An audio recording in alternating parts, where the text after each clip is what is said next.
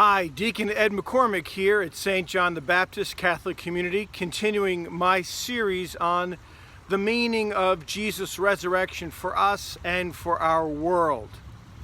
In the last video, I tried to take a step back and look at a series of images we find in the New Testament that really gives us a sense of the scope of our hope, so that we came to discover that Jesus' resurrection not only means that he is risen and alive and launching God's liberating and recreating world, but that this means that we will be raised bodily, that resurrection will be a communal event, that it will impact, in fact, all of human history and all of creation.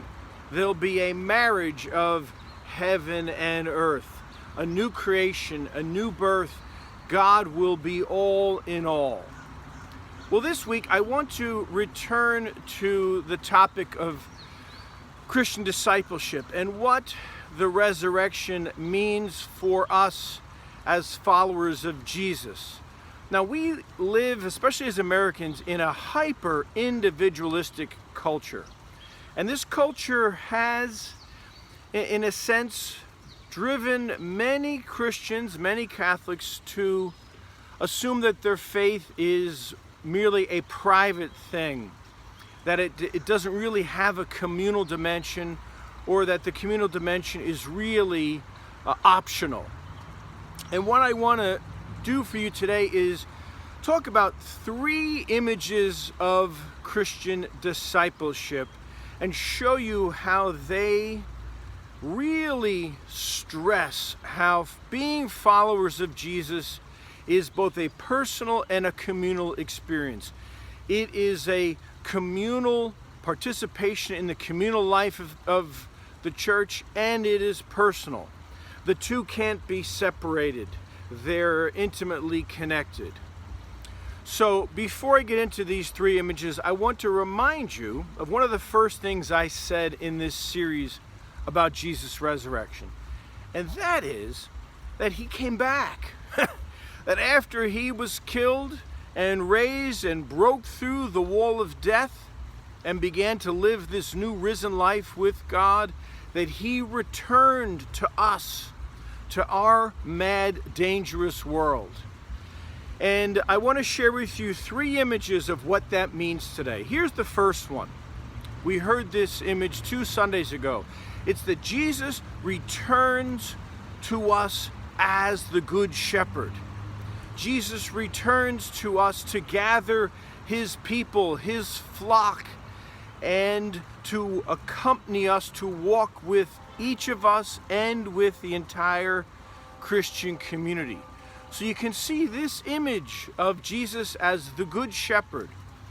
It's an image of Jesus gathering the community. It's communal, and it is quite personal. He gathers all the sheep, especially the lost sheep, but he walks with us. He leads us. He guides us. He walks beside us. He walks ahead of us.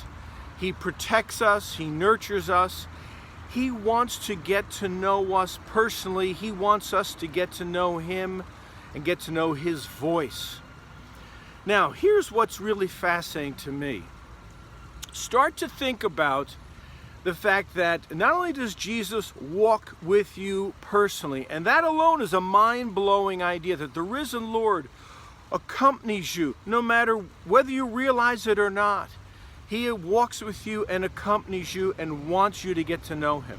But he does the same with so many other people. Think of the many amazing people that God has given you in your life. Parents and siblings and friends and coaches and teachers.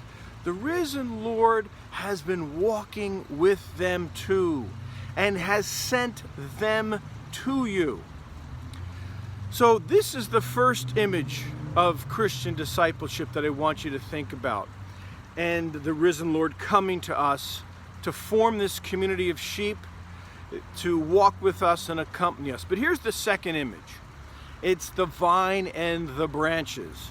Jesus comes back to us from the dead as the true vine, sharing his risen life with us. And we are the branches connected to that vine, necessarily connected and dependent on his risen life. Now, there are a couple of things I want you to notice about this extraordinary image. First of all, notice it is communal. It's branches, that we're all connected to Christ. And secondly, it is an intensification of this notion of discipleship. In the image of the Good Shepherd, that's an image of accompaniment, of Jesus walking with us through the good times and bad times. The image of the vine intensifies discipleship. It's not just accompaniment, it's now union. It's this growing intimacy. And not only is it a growing union and intimacy with Jesus that the whole community experiences and that each of us personally experience, but it's this image of Jesus sharing his risen life with us. It's because the branch is connected to the vine that grapes can grow. And if the branch is cut off from the vine, grapes can't grow. And here's practically what that means for us. We can choose to live our life out of our grudges and our hurts and our wounds and the mistreatment and injustice and fear and anger and hate. Or we can choose to live our life out of the love and presence and life of the risen Jesus. And this leads me to the third image, fruit. The image of the vine and the branches, being connected to Jesus, walking with him, produces fruit. Discipleship is about mission. Jesus says, go. I have given you this life, and I expect you to produce fruit, extending his works out to others through love, by loving other people. Now here's what's fascinating. He tells us to abide, to dwell in him, and to go and share this with others. But when we go, the shepherd goes with us.